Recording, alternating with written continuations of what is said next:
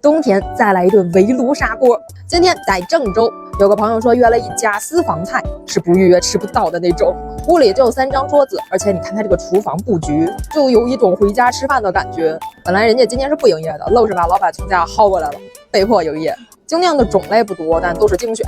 锅子上喽，沪贵牛肉应该是叫这个名字吧。汤是用鲜番茄熬出来的，还加了一些贵州的酸汤。牛肉是偏瘦一些的，大块的土豆、包菜，汤喝起来就很像罗宋汤的味道。还有一个炒的小公鸡，这一只可真不小。我当时看那个满满的一锅肉，心想这锅要是在我手里，我端都端不动。咕嘟咕嘟的，真的太适合冬天了。酱香带一点点麻，一点点辣，空口吃也不会觉得咸。事实上也确实是没有肚子吃米饭了，留一口今天是留好几口。其实如果人多的话，用这个汤拌个面，哎呀，得香一跟头。